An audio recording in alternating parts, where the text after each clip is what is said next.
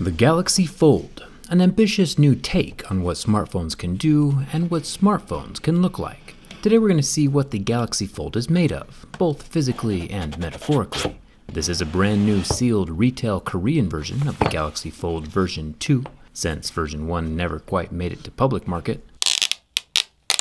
Maybe if we bend this fold backwards far enough in the wrong direction, we can snap it into two phones instead of just one. You never know unless you try. Let's get started.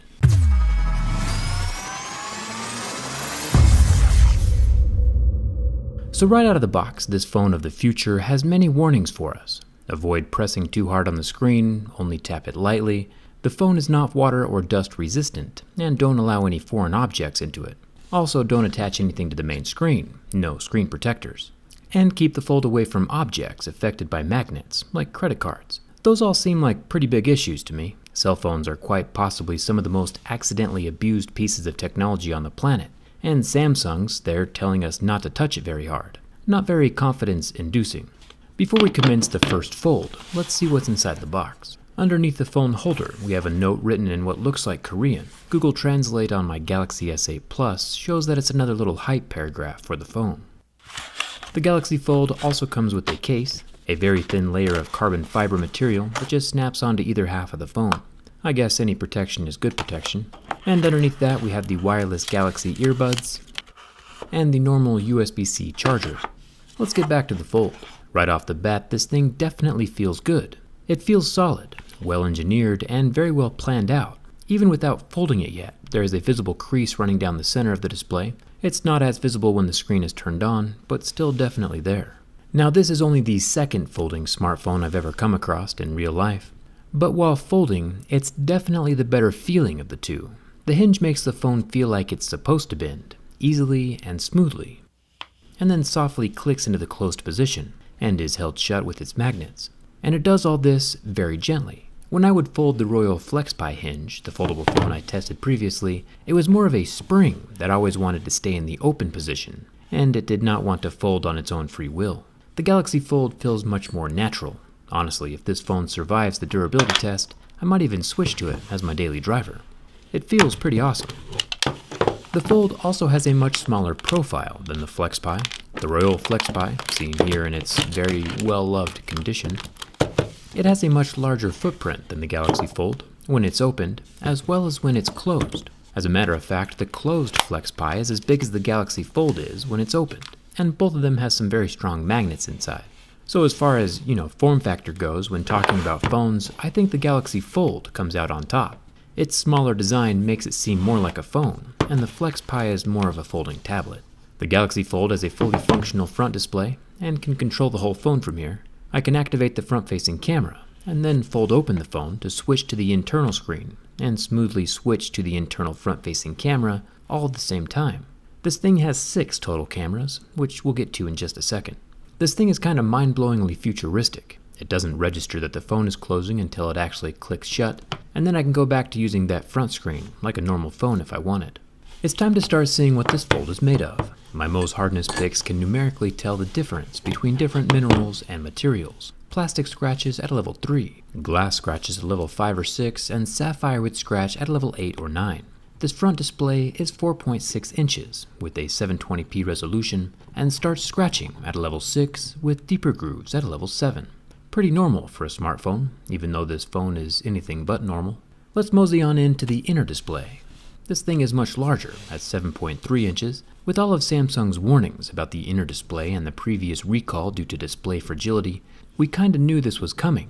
But still, seeing scratches at a level 2 with deeper grooves at a level 3 kinda just hurts a little.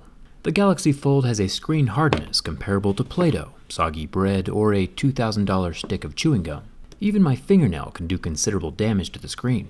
Granted, we knew the display would need to be made from soft plastic since glass doesn't bend too well, but it's still unfortunate that there's no way to safely add a screen protector.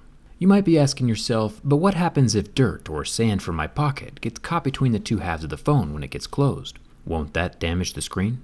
And most definitely, if the grain of sand or piece of dirt is big enough, it will definitely leave an indentation on either side of the screen.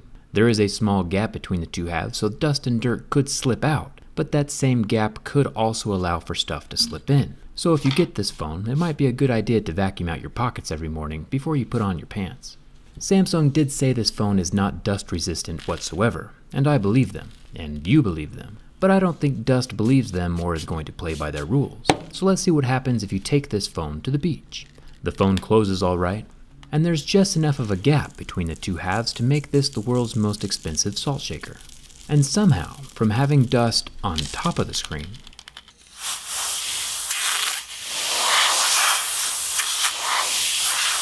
there's now sand permanently grinding inside of the phone hinge, which is unfortunate. The screen has a few new minor nicks, scratches, and divots, but it's still amazing how quickly the dust got inside the phone.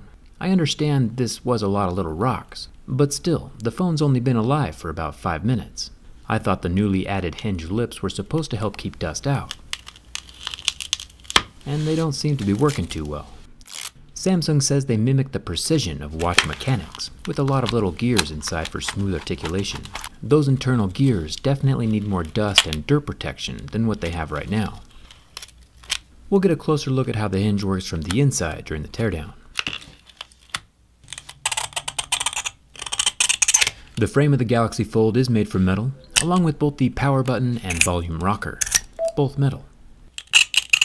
At the top of the phone we find a microphone hole and a loudspeaker grill. And right about here is where we see the unfortunate gravity of soft displays. Did you catch that? Let's rewind a little and watch that again. While I'm rotating the phone, the tip of my razor catches the raised lip around the edge of the dynamic AMOLED display and pops the pixels like a marshmallow on a roasting stick, literally killing an entire line of pixels across the screen on the Galaxy Fold. One wrong move, one little accident, and now the whole top section of my phone is dead. Pixels, as well as touch sensitivity. The whole thing has gone kinda haywire, all from that one little prick. This would never happen inside of a normal phone, and now the Fold screen doesn't even want to turn on half the time, and we haven't even gotten to the bin test yet. I'm not a huge fan of this new development. Let's keep going anyway. The Galaxy Fold does have a SIM card tray, but no expandable memory. At least this tray has a rubber ring to keep some dust out. If only the rest of the phone had this same feature. The bottom of the phone has USB-C and no headphone jack. But since Samsung actually included a pair of wireless headphones in the box, I'm pretty okay with it. The center articulated spine of the Galaxy Fold is made from metal. It's also interesting to note that Samsung has carved their logo and inlaid little reflective letterings inside each of the little grooves. This usually looks super cool for about the first year or so, and then the letters fall out. We've seen it happen on some of the old school Nexus phones. The back panel is made from glass, which is good. It makes sense for a phone at a $2,000 price point to be made from glass. The raised front lip around the edges of the inner screen is made from plastic.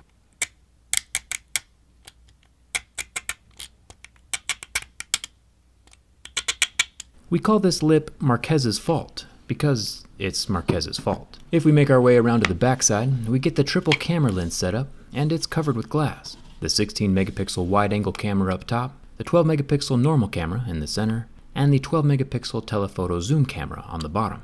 Then over here on the front side of the closed phone, the 10 megapixel exterior selfie camera is also protected by glass, along with the metal earpiece grill. Then flipping the phone open to the internal cameras, the screen still doesn't really want to function at the moment, we have another 10 megapixel selfie camera and an 8 megapixel depth sensor, for a total of 6 cameras in one phone.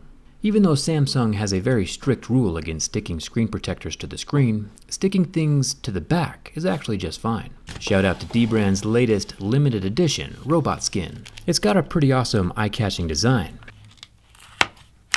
that proves you can look awesome on the outside, even if you are kinda dead on the inside. I'll leave a link in the description so you can see what your phone looks like with the robot installed, and thanks to Dbrand for sponsoring this video. The screen is still a bit finicky, not turning on sometimes and not sensing touch other times. That little poke really did some unfortunate damage. I don't think the lighter is going to make things any better, but with the semi-dead screen and a hinge that sounds like a pepper grinder, I don't think we have much left to lose. After about 7 seconds, I could see the pixels going white and starting to burn, but as soon as I pulled the lighter away, they completely recovered. It's interesting that the plastic on top of the screen is not bubbling or melting like we saw on the flexible display watch, or some of the other plastic screen devices we've tested.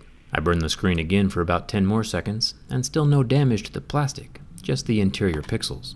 Shutting the phone and flipping it around to check the front screen, it lasted a bit longer, at 15 seconds with the heat from my lighter. Glass absorbs some of the heat before it reaches the pixels. Now you can bring up that cool tidbit at parties. The screen does completely recover. Now for the bend test. In perfect, factory-enclosed pristine conditions, folded by robots, Samsung's hinge is rated to over 200,000 folds, which means if the fold gets folded an absurd 200 times a day, it would still last you almost 3 years. In a non-pristine environment, of course, and one contact with a spoonful of dirt, it lasts about 20 folds before the hinge starts sounding like a crumpled up bag of potato chips. But let's say we were to accidentally on purpose bend the phone the wrong direction. We already know that the Royal FlexPi survived for a while even after the hinge broke, so let's see what happens to the Galaxy Fold. Flipping the phone around to bend it backwards, and I apply some force. Surprisingly, the hinge remains intact. This is kind of a huge surprise. The last folding phone snapped backwards pretty easily, and even the iPad Pro broke easier than this.